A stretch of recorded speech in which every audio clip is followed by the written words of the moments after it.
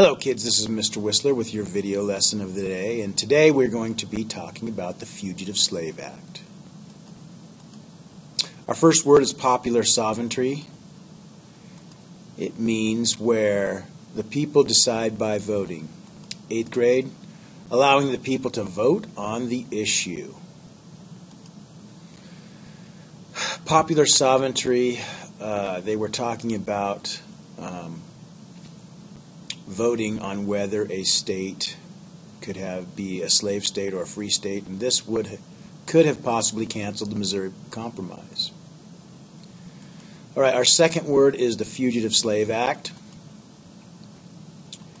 and this was a law that required all citizens to help catch runaway slaves, forced Northerners to return runaway slaves.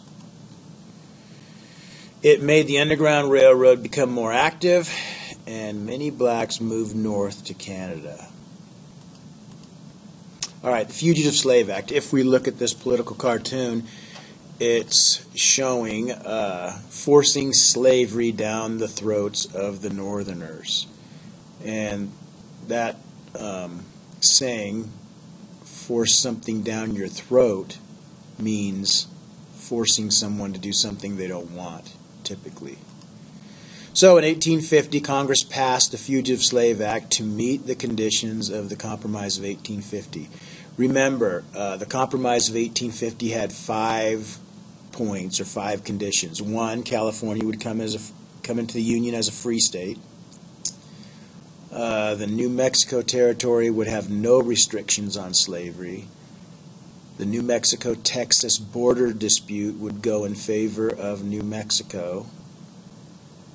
The slave trade, not slavery, would be abolished in Washington, D.C., and stronger fugitive slave laws.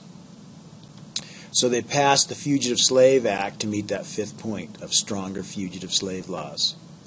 So the Fugitive Slave Act required all citizens to help catch runaway slaves. If they didn't, they could be fined or imprisoned. They thought the Fugitive Slave Act would force Northerners to recognize Southerners' rights. Well, it basically had the opposite effect. Remember, when somebody forces you to do something, it's human nature to do the exact opposite, and that's what happened here. The Fugitive Slave Act fueled more anger in the North and helped lead to Civil War and the end of slavery. All right, when they passed the Fugitive Slave Act, Southerners stepped up their efforts to catch runaways. So they sometimes captured runaways who had been living in the North for years.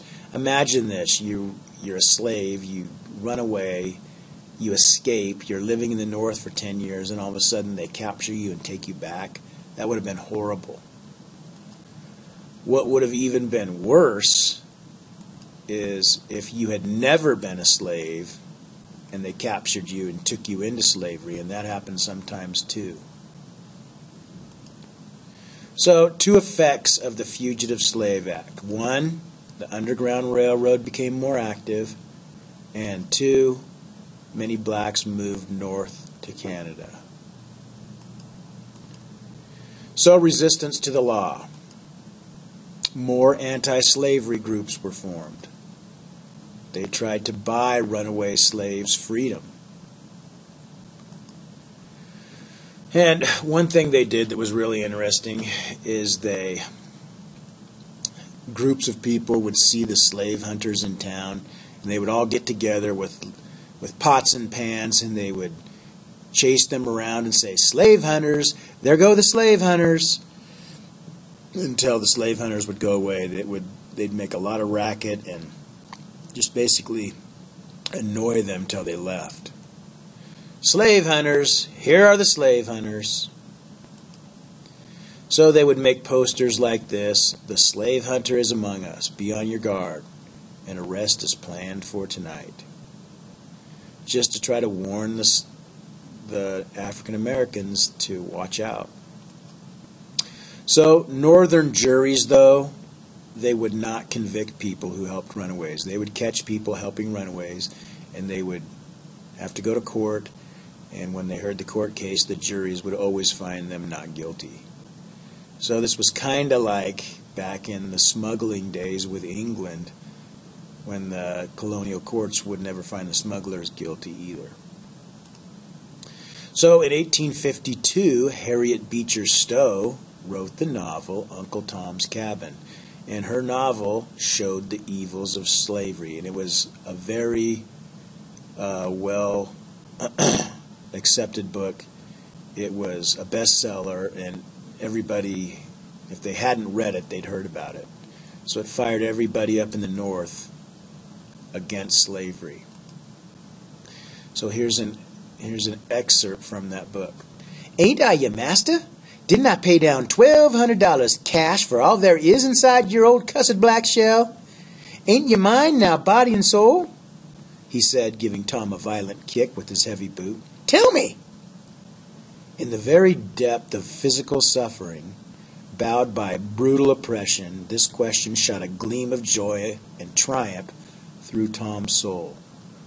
He suddenly stretched himself up, and he exclaimed, "No, no, no. My soul ain't yours, massa. You haven't bought it. You can't buy it. It's been bought and paid for by one that is able to keep it. No matter, no matter. You can't harm me." So, I guess the question is, how does the slave owner Simon Legree treat Tom? "Ain't I your master? Didn't I pay down $1,200 cash? Ain't you mine now, body and soul?" The slave owner Simon Legree treats the slave Tom like a piece of property. Here is an excerpt from the movie.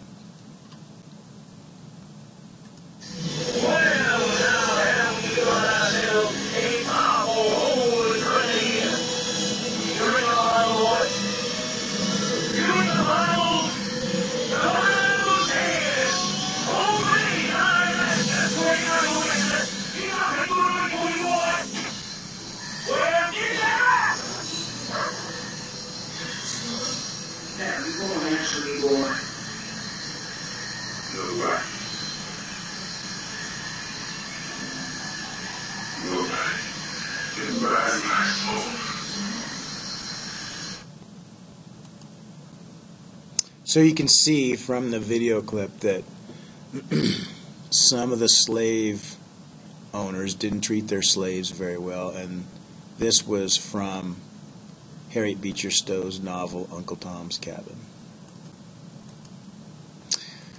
All right, in 1853, Franklin Pierce, a Northern Democrat, became president, and he decided he was going to enforce the Fugitive Slave Act. And because of this, a lot of people in the North got even more angry about slavery. Now here is a political cartoon about the Fugitive Slave Act. And you have a slave catcher here, and you have William Lloyd Garrison, an abolitionist, here protecting a couple of slaves, and they have pistols trying to keep the slave catchers away from him. Now the slave catcher is riding on the back of Daniel Webster, who is Secretary of State at the time and in charge of making sure the Fugitive Slave Act is enforced. So it says here, "Don't back out, Webster." So the slave catcher's riding on the back of Daniel Webster, and he's from the North, so he probably doesn't like the Fugitive Slave Act, but he's forced to enforce it. All right, today's notebook assignment. It's called the Fugitive Slave Act, and you're going to write these 5, 6, or 7 bullets, highlights of the Fugitive Slave Act. It happened in 1850. It forced Northerners to help catch runaway slaves. It fueled more anger in the North and helped lead to the Civil War and the end of slavery. When they passed it, Southerners stepped up their efforts to catch slaves, and there were 2 effects. The Underground Railroads became more active, and many blacks moved to Canada. Over here, you are going to draw a picture of slave hunters. There go the slave hunters. And color it up and make it look good. Now your essay, you're going to write what you learned about the Fugitive Slave Act. So you can use these bullets to include in your essay, but I would like you to include some of your own thoughts about slavery, about how the South thought about it and how the North thought about it, and just some of your own thoughts. Well, that's it for today, kids. Finish up your notebook and your blogs. We had 4 blogs today. The blogs were, what is an exaggerated loyalty to a particular region of the country? Sectionalism. The second one was, do you think the government has the right to ban slavery? Now, if you say yes to this, you have 2 backups. The first one is the moral argument. No, yes, they do have the right because people aren't property. They can't be owned because they're human beings. And the other argument is you can actually use the Fifth Amendment to back up your argument, because the Fifth Amendment says that you can't take someone's life, liberty, or property away without due process of law. Well, if you're making someone a slave, then aren't you taking their liberty away?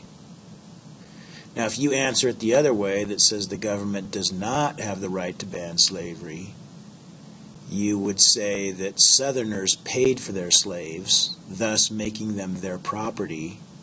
And you can also use the Fifth Amendment to back that up, saying you can't take someone's life, liberty, or property without due process of law. Now, if you're using the second one, I want you to capitalize property. And if you're using the first one, I want you to use all caps for liberty. So the third blog was on the Compromise of 1850, the northern gains where California became a free state and the slave trade was ended in Washington, D.C. And the southern gains were the New Mexico Territory had no restrictions on slavery and slavery was not ended in Washington, D.C. And I left one off. And you were supposed to find the one that I left off was stronger fugitive slave laws, and you had to say who it was a gain for, and that was a southern gain.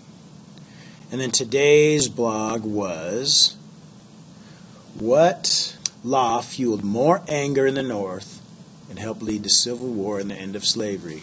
And the answer was the Fugitive Slave Act. So make sure you have your blogs done and your notebook, and have a great day.